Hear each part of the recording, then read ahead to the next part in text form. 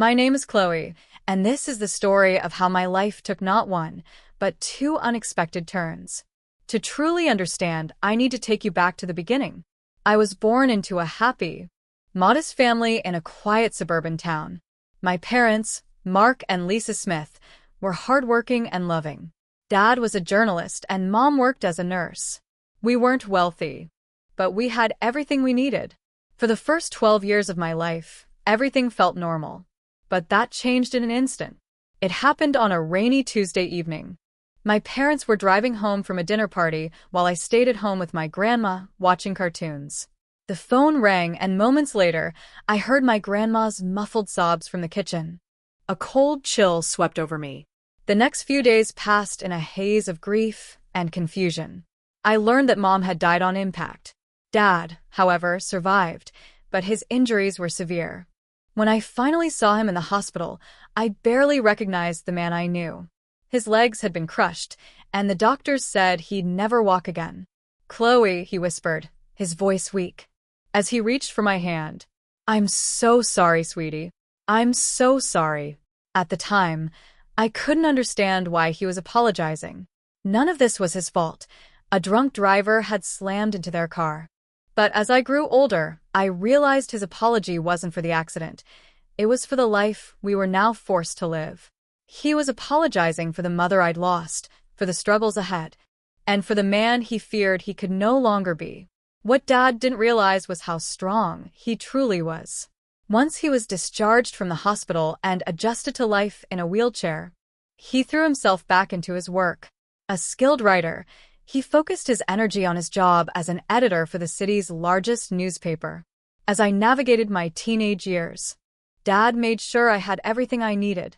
He encouraged me to join clubs, make friends, and live a normal life. But if I'm honest, I preferred staying home with him. We spent hours watching old movies, debating books, and working through my homework together. When it came time for college, Dad insisted I go away to school. "You need to spread your wings, kiddo," he said with a reassuring smile. "Don't worry about me. "I'll manage." I hesitated, worried about leaving him alone, but I knew he was right. So I packed my bags and enrolled at State University, where I majored in accounting. It was at State that I met Jessica, who quickly became my best friend. Through Jessica, I was introduced to her second cousin, Michael, and that meeting would change everything. Michael was the kind of person who made you feel safe. He was funny, kind, and when I told him about my dad, he didn't flinch. In fact, the first time they met, they hit it off instantly, bonding over their mutual love of classic rock. "Your old man's cool," Michael said to me later, a grin lighting up his face. "And you're pretty amazing for taking care of him all these years."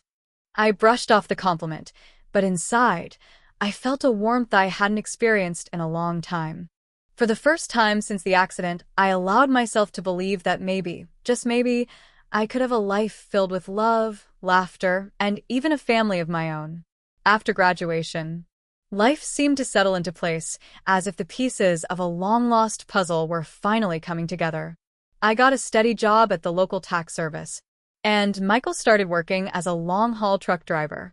We dated for 2 wonderful years before he proposed on a crisp autumn evening in the same park where we'd had our first date. I was over the moon, but there was one thing I had to make clear. "Yes, Michael," I said through happy tears, "but I can't leave my dad. He needs me." Michael's face broke into the kind of grin that made me fall in love with him all over again. "I wouldn't have it any other way. We'll all live together. Your dad's apartment is big enough for the 3 of us, right?" The wedding was small but beautiful. Dad, ever determined, insisted on wheeling himself down the aisle to give me away. There wasn't a dry eye in the room. Standing there, hand in hand with Michael, I felt like I was living in a dream, a perfect fairy tale. But fairy tales always have villains. And mine came in the form of my mother-in-law, Karen, and sister-in-law, Emily. From the moment I met them, their disapproval was clear. "So, your father is handicapped?" Karen asked during our first meeting, her nose wrinkling as though she'd smelled something foul. "He's disabled," I replied, carefully keeping my tone neutral. "But he works as an editor?" "Yes," I said simply, hoping the conversation would move on. How nice, Karen said dismissively. Then, turning to Michael, she added, Are you sure about this? Darling, there are so many nice girls from good families. My face burned with a mix of anger and embarrassment. But before I could respond, Michael jumped to my defense. Mom, Chloe is from a good family, Michael said firmly. Her dad's disability doesn't change that. I love her, and that's all that matters. Karen fell silent, though her disapproving expression remained. Emily, taking her cues from her mother, treated me with the same frosty attitude. After the wedding, Michael stayed true to his word and moved in with Dad and me. Our lives settled into a comfortable routine. I worked at the tax office during the day, while Michael was on the road for days at a time as a truck driver. When he was home, we'd share dinner together, laughing and talking like a real family. But whenever Karen and Emily visited, the atmosphere shifted. They strutted around like they owned the place, barely acknowledging Dad's presence. Once, I overheard Karen whispering to Emily in the kitchen, It's such a shame. Michael could have done so much better. Now he's stuck with this girl and her crippled father. And what if they have kids? Can you imagine the genes? Anger burned inside me, but I bit my tongue for Michael's sake. I wanted to keep the peace, but their words weighed heavily on my heart. One evening, after a particularly tense visit from Karen and Emily, I broke down. Michael found me sitting on the edge of our bed, tears streaming down my face. Hey, he said softly, pulling me into his arms. What's wrong? It's your mom and Emily, I sobbed. They hate me. They think I'm not good enough for you, because of Dad. Michael's face hardened. That's ridiculous, he said firmly. You and your dad are my family now. If they can't accept that, it's their problem, not ours. His words were comforting, but deep down, I knew this wasn't the last we'd hear from Karen and Emily. As months passed, Michael's trucking business began to thrive. He was away on longer routes, crisscrossing the country in his big rig. I missed him terribly when he was gone, but I stayed busy with my job at the tax office and spent my evenings keeping Dad company. One crisp autumn evening, as I was helping Dad into bed, Michael called. His voice was buzzing with excitement. Chloe, I've been thinking, he began. What if we bought a townhouse? It'd be easier for your dad to move around in his wheelchair. He could spend more time outside. Plus, you could have a garden, something to keep you busy when I'm on the road. The more he spoke, the more the idea grew on me. I glanced at Dad, who was trying and failing to pretend he wasn't listening. What do you think, Dad? I asked, putting the phone on speaker. Dad's eyes lit up. A garden would be nice, he admitted. And it would be easier to get outside. That settled it. Over the next few weeks, we threw ourselves into house hunting. Eventually, we found a townhouse that was absolutely perfect, a spacious place with wide doorways, a roll-in shower for Dad, and a beautiful backyard. Taking out a mortgage felt daunting, but with Michael's income, mine, and the rent from Dad's old apartment, we managed to make it work. On a sunny Saturday in spring, we moved in. I'll never forget the look on Dad's face as he wheeled himself out onto the patio for the first time. This is perfect, sweetie, he said, his eyes misty. Thank you. We spent the next few months making the house our own. I planted a small vegetable garden, and Dad loved sitting outside for hours, enjoying the fresh air and sunshine. Life felt peaceful, idyllic even. Then came the housewarming party. We invited friends, colleagues, and, reluctantly, Karen and Emily. The party was lively and full of laughter until they arrived, fashionably late, of course. They strolled in, their eyes scanning everything with barely concealed envy. As we gave a tour of the house, Karen's calculating expression became impossible to ignore. When we reached the master bedroom, she turned to me with a sly smile. You know, Chloe, she said, lowering her voice, this would be perfect for Michael and me. Why don't you send your father to a nursing home? Then I could move in here. Her words hit me like a slap. Excuse me? I managed to say, barely keeping my voice steady. Oh, don't look so shocked, Karen continued, her tone condescending. Your father isn't well. He's not a whole person anymore, is he? He doesn't need all this luxury. A nursing home would suit him just fine. Before I could even respond, Karen marched out to the patio, where Dad was chatting with some guests. To my absolute horror, she grabbed the handles of his wheelchair and began pushing him toward the driveway. "Karen," I shouted, running after her. "What are you doing?" She glanced back, her face smug. "If he won't go to a nursing home, he can stay outside. Isn't that what you wanted? For him to enjoy the outdoors." I was shaking with rage and disbelief. Thankfully, Michael heard the commotion and came running. The moment he saw what was happening, his face turned red with fury. "Mom," he bellowed, his voice echoing across the yard. "What the hell are you doing? Let go of Mark's chair right now." Karen froze, startled by Michael's tone. "But honey, I don't want to hear it." Michael cut her off, his voice like steel. "You and Emily need to leave. Now." Karen's face twisted in indignation, but she said nothing. She and Emily quickly left, their arrogance replaced with awkward silence. After they were gone, Michael turned to Dad and me, his expression full of regret. "I'm so sorry," he said, his voice breaking. "I had no idea she would. I'm just so sorry." Dad reached out and patted Michael's hand. "It's not your fault, son," he said gently. "Some people just can't understand." Michael's eyes glistened with unshed tears, and I could see how much he cared for both of us. In that moment, I knew that no matter how difficult things might get, we would face them together as a family. Life settled into a quiet rhythm after the housewarming incident. Karen and Emily kept their distance, and I was more than happy to keep it that way.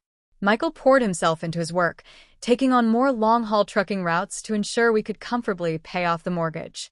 I balanced my job at the tax office with caring for Dad and maintaining our home. 2 years slipped by in the blink of an eye. Our life became predictable but content. Michael was away more often than not, but when he was home, our small family felt complete. Dad's health remained stable, and he spent his days enjoying the garden or working on editing projects from home. But then came the call that would change everything. I was at work when my phone rang. The voice on the other end was unfamiliar. "Mrs. Thompson, this is Officer Rodriguez from the Highway Patrol." My heart plummeted. "Yes," I croaked, gripping the phone tightly. "I'm sorry to inform you that your husband, Michael Thompson, has been in a serious accident." The rest of the officer's words blurred into a swirl of incomprehensible phrases. Head-on collision. Fatal. Didn't make it. None of it felt real. By the time I muttered a stunned, "Thank you," and hung up, the reality of what I'd just heard began to sink in. Michael was gone. The week that followed was a fog of grief and disbelief. I moved through the process of planning his funeral on autopilot, unable to fully comprehend the weight of it all. The day before the funeral, I forced myself to do something I dreaded. I called Karen. As much as I disliked her, I felt it was only right that she hear about Michael's death from me rather than through a newspaper or someone else. "Hello," Karen answered, her voice sharp as ever. "Karen, it's Chloe," I began, my voice trembling. "I have some news about Michael. There's been an accident, he's gone." For a moment, there was only silence on the other end. I thought maybe she was processing the shock. But then her voice returned, cold and venomous. "This is your fault," she hissed. I was stunned. "Karen, You forced him to work so hard, driving that truck to pay for your fancy house. You killed my son." Her accusation hit me like a slap. "That's not true," I whispered, my voice cracking. "Save it," she snapped. "I expect you to give him the best funeral money can buy, but don't expect a penny from us." "You made your bed, Chloe. Now lie in it." The line went dead. I stood there in shock, my phone still in my hand, tears streaming down my face. How could someone be so cruel? How could she blame me for this? The day of Michael's funeral dawned gray and rainy, a perfect reflection of my mood. The church was packed. Michael had touched so many lives, and it felt like the whole town had come to pay their respects.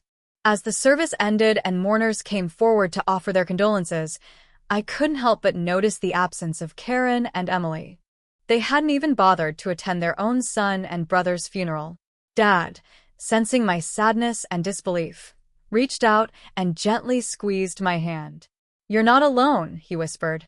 His quiet strength was the only thing keeping me from falling apart entirely. "Their loss, sweetie," Dad said softly, his voice steady and reassuring. "We're family, and we'll get through this together." As we pulled into the driveway, something felt off. The house was lit up, which was strange, because I was sure I'd turned everything off before we left. "Did you leave any lights on, Dad?" I asked, frowning. He shook his head. "No, I don't think so." A creeping unease settled over me as we got closer. Through the window, I could see movement inside. My heart began to race. Were we being robbed on the very day of Michael's funeral? I helped Dad out of the car and into his wheelchair, my mind spinning. Should I call the police? But as we approached the front door, familiar voices reached my ears, and my blood ran cold. I knew those voices all too well. I pushed the door open and froze. Standing in our living room, surrounded by boxes and pieces of furniture, were Karen and Emily. "What the hell is going on here?" I demanded, grief momentarily giving way to pure fury. Karen turned to me, her face a mask of mock sympathy. "Oh, Chloe dear," she cooed. "We're just helping you pack up. After all, you can't possibly afford to keep this place now that Michael's gone." Ich zerrte her. Speechless, Emily chimed in, her tone dripping with fake sweetness. "Don't worry. You can go back to your father's apartment. It's cozy." The rage inside me built to a boiling point. "Get out," I said, my voice dangerously low. "Get out of my house right now." Karen had the audacity to look offended. "This house belongs to us now," she said smugly. "All of Michael's property does. We're his family after all." "Like hell you are," I exploded. "Where were you today, at his funeral?" "Oh, that's right, you couldn't be bothered to show up." Karen waved her hand dismissively, as if I were a child throwing a tantrum.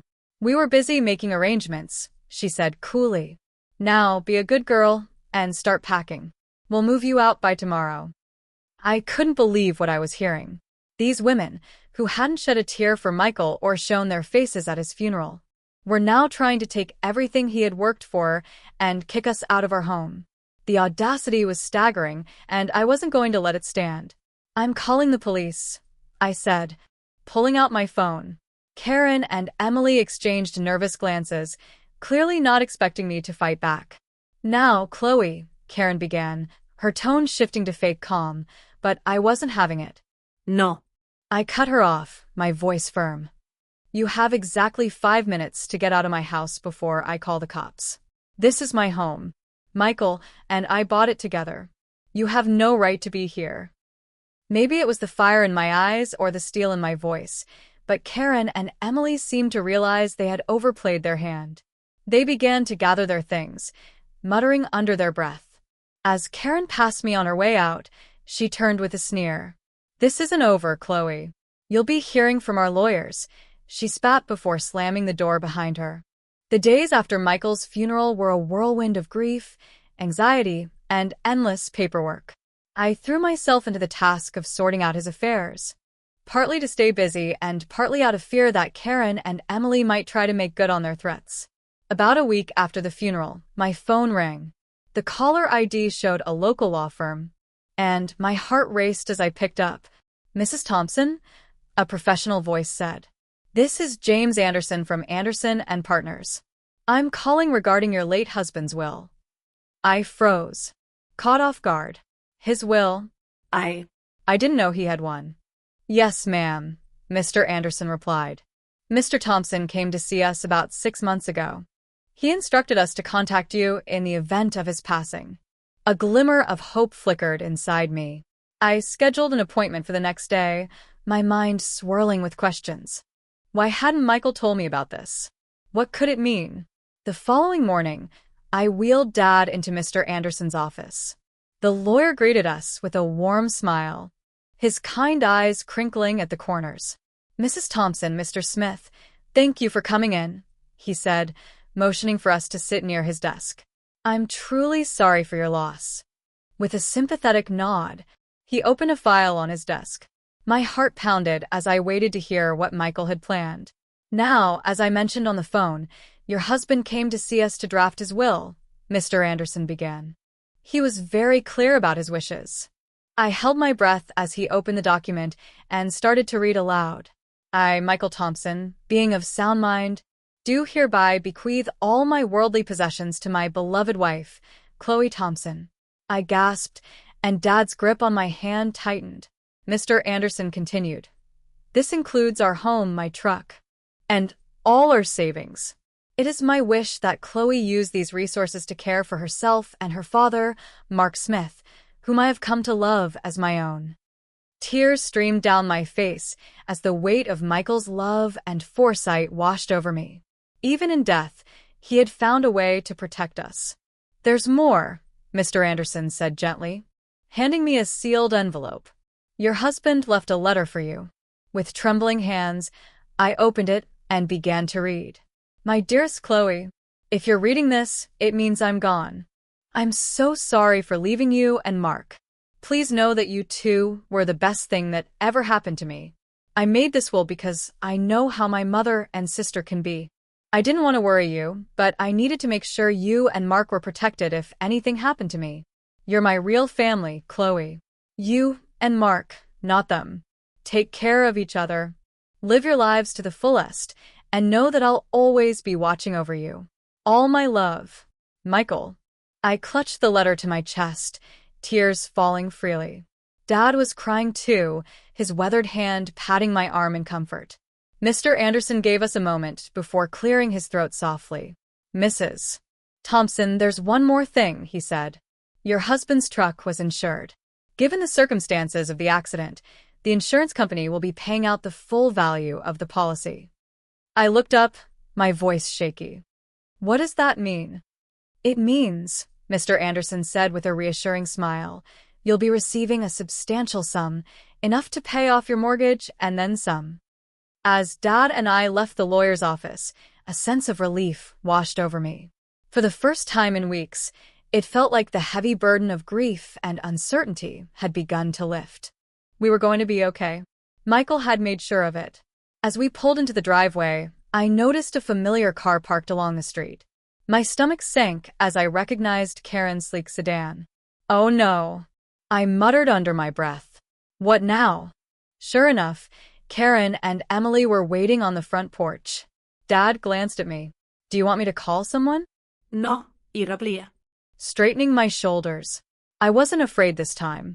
I had Michael's letter in my pocket and his love as my armor. Karen's expression was sickly sweet as she called out, Chloe, we need to talk about Michael's estate. I walked up the steps, standing tall as I met her gaze. No, Karen, we don't, I said firmly. Michael left everything to me. It's legal. It's official. And do you know why? Because we were his real family, not you. Karen's eyes narrowed, and Emily tugged at her arm, whispering urgently. But Karen wasn't ready to back down. This isn't fair, Chloe. She spat. We're his blood. You're just what, Karen? I interrupted, my voice steady and unwavering. The person he loved? The one he trusted to carry out his wishes? Because that's exactly who I am. Now leave. You're trespassing on my property. For the first time, Karen seemed genuinely speechless. Her face twisted with anger. But she couldn't argue with the truth. Emily pulled at her arm again, and finally, Karen let out an exasperated sigh before turning on her heel. With one last venomous glare, the two of them climbed into Karen's car and sped off. I stood on the porch, watching them disappear down the street. A sense of peace washed over me. I had stood my ground, protected my family, and kept my dignity intact. Michael would have been proud. The weeks following our meeting with the lawyer were a whirlwind. I buried myself in settling Michael's affairs, thankful for the distraction from my grief. The insurance payout came through as promised, and it was enough to pay off our mortgage with a significant amount left over. One quiet afternoon, I decided to go through Michael's desk. Amidst his neatly filed paperwork, I found a small notebook labeled IOUs. Curious, I flipped it open and discovered pages filled with his messy scrawl. It was like a journal, full of thoughts and plans for our future. Thinking about starting a college fund for our future kids. One entry read, "Want to make sure they have the best start in life." Tears welled up in my eyes as I turned the pages. Each entry was a testament to the love and care Michael had poured into our family, even in the smallest details. In that moment, I felt his presence with me, not as a memory, but as a constant, guiding force. He had always believed in planning for the future, and now it was my turn to honor that legacy. My heart clenched as I clutched Michael's notebook to my chest. We had talked about having children someday, but had decided to wait until we were more financially stable. Now. Seeing his private hopes and dreams written out, a fresh wave of grief washed over me. "Oh, Michael," I whispered, tears streaming down my face. We had so many plans. That night, I couldn't sleep. Tossing and turning, my mind kept drifting back to the journal and the life we'd never have together. When I finally fell into a restless sleep, I dreamed of Michael. He was smiling, his hand outstretched toward me. "It's okay, Chloe," he said gently. "Everything's going to be all right." When I woke the next morning, I felt different. I couldn't quite put my finger on it, but something inside me had shifted. As I got ready for work, a wave of nausea hit me out of nowhere. I barely made it to the bathroom in time. At first, I brushed it off as stress and grief taking a physical toll, but the queasiness persisted. Morning after morning, I found myself hunched over the toilet, feeling drained yet oddly hopeful. A small voice in the back of my mind whispered another possibility.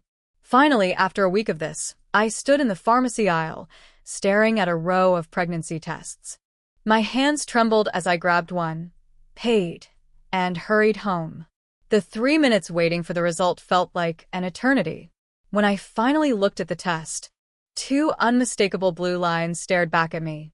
I sank to the bathroom floor, overwhelmed by a whirlwind of emotions, joy, fear, grief, and hope all tangled together in my chest. "Chloe?"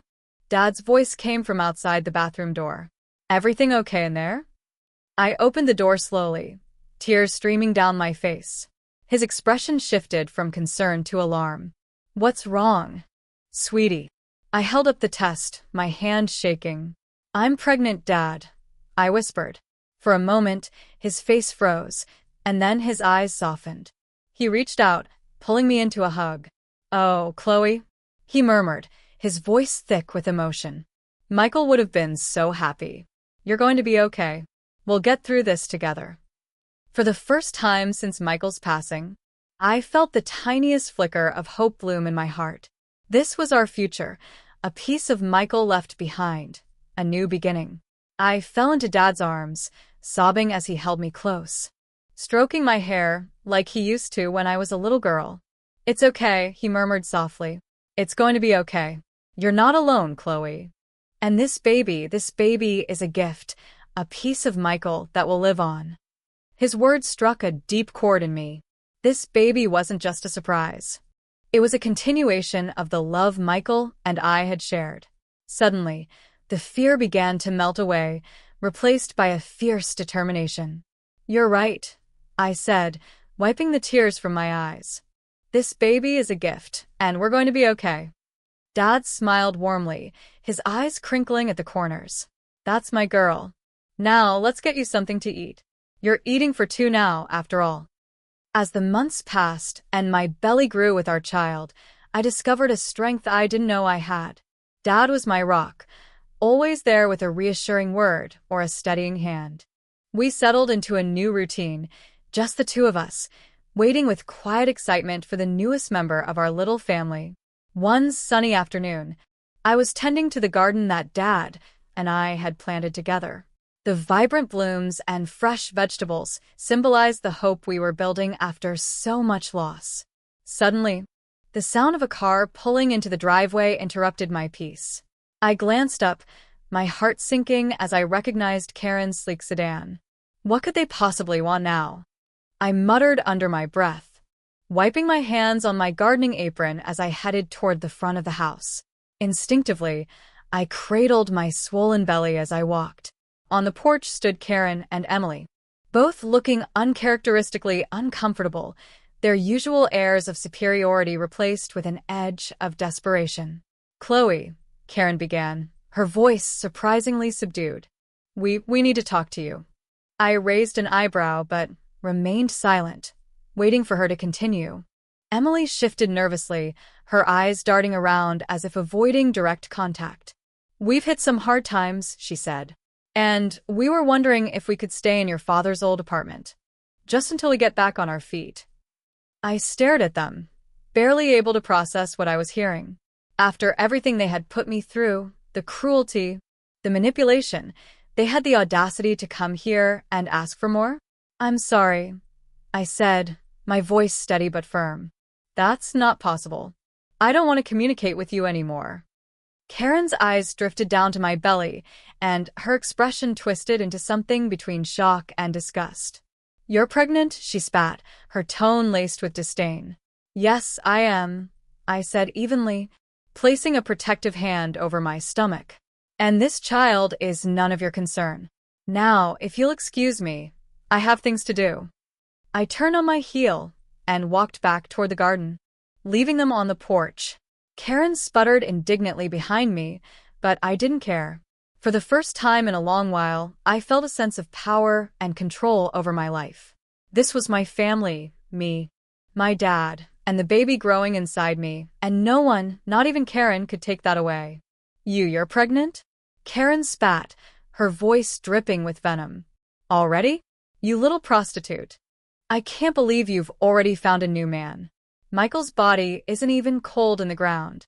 Her words hit like a slap, but I refused to let her see me falter. A surge of anger welled up inside me, but I pushed it down, keeping my expression calm. I didn't feel the need to explain, to justify, or to tell her that this child was Michael's. Why should I? My baby didn't deserve a grandmother or aunt like them. Instead, I smiled, a small, secretive smile that seemed to unnerve Karen even more. "My personal life is none of your concern," I said evenly, my voice steady. "Now, I think it's time for you to leave." Karen opened her mouth to argue, but something in my expression must have given her pause. She hesitated, glaring at me before grabbing Emily's arm. "Come on," she snapped, dragging her daughter back toward the car. I watched silently as they climbed into Karen's sleek sedan and drove away. The moment they were gone, a sense of peace washed over me. I had stood my ground. I had protected my family, my baby, and my dignity. As I turned back toward the garden, a soft breeze carried the scent of blooming flowers. Michael would have been proud.